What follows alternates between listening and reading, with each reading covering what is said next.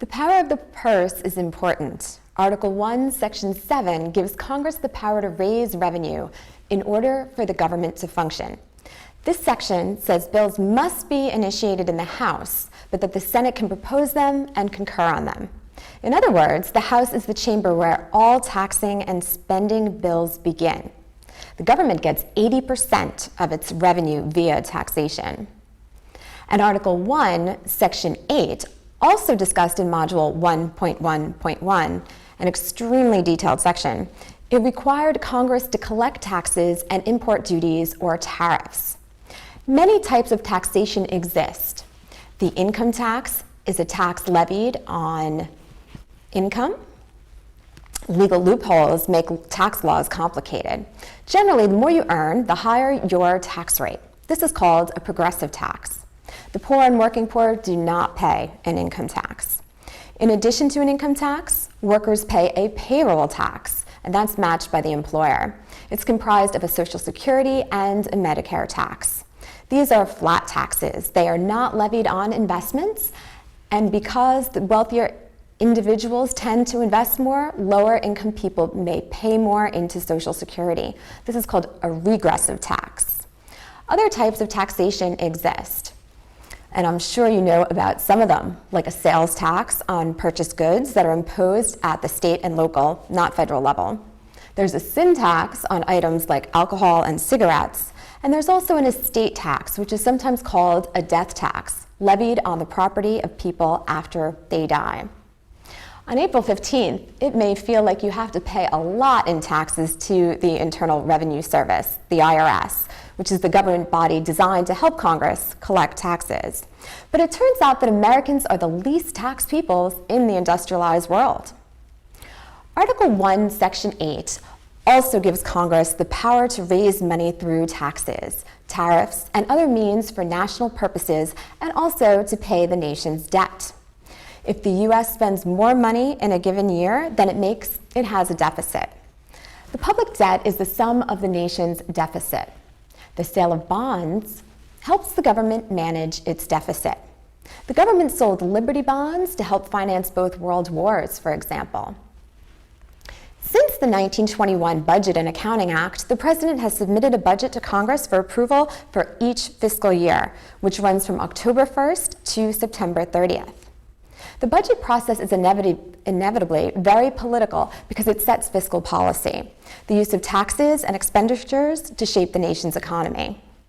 The Bureau of the Budget, now the Office of Management and Budget, was formed to help the President manage this process. The budget the President sends to Congress involves the budget authority, the amount certain agencies will be allowed to spend, budget outlay, the amount agencies are expected to spend, and receipts, the amount the government is expected to take in via taxes and other sources. In Congress, the Congressional Budget Office helps manage the budget process, but the national debt kept growing. So the Gramm-Rudman Act of 1984 required Congress to start paying down the national debt each year, with the goal of being debt-free by 1991. This failed. In 1990, Congress addressed this failure by passing the Budget Enforcement Act, known as the BEA. The BEA defined two types of spending: mandatory spending for entitlements to which working contributors are entitled, like Social Security for the elderly, and discretionary spending, which can change. It's called a pay-as-you-go system, that any increases in entitlements had to be offset by taxes or cuts in discretionary spending. It also placed caps, upper limits, on discretionary funding. The Balanced Budget Act of 1997, this led not only to paying down the deficit, but to a surplus. Of course, the two parties argued about what to do with the additional income. The Republicans, they wanted to cut taxes, while the Democrats argued the money should go to Social Security programs. The Balanced Budget Act expired in 2002, and since then, the U.S. has had a growing debt, thanks in large part to the financing of nameless, faceless wars, like the war on terrorism. Article 1, Section 8, as I said, also gives Congress the power to borrow money for national purposes and to pay the nation's debt. The agencies set up to perform these tasks will be discussed in Module 1.3, the Federal Bureaucracy. Again, Article 1, Section 8, because it is so detailed, gives Congress a number of other powers as well, such as the right to coin and print money, to establish uniform rules on declaring bankruptcies, the right to establish post offices and post roads, the right to raise an army and maintain a navy, as well as to declare war, to punish piracy and felonies on the high seas, and it even gives authors and inventors the right to their respective writings and inventions, which are often in the form of copyrights, trademarks, and patents.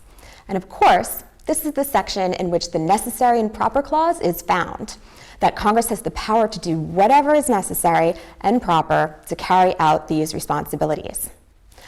Finally, it gives Congress the right to govern Washington, D.C. Washington, D.C. is not a state, and it's not within a state.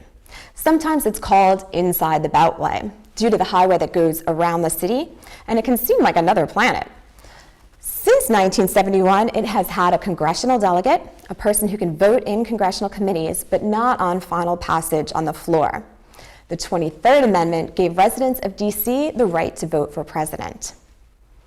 Review this video as many times as you feel necessary and continue to do the readings in your book and go over the questions carefully.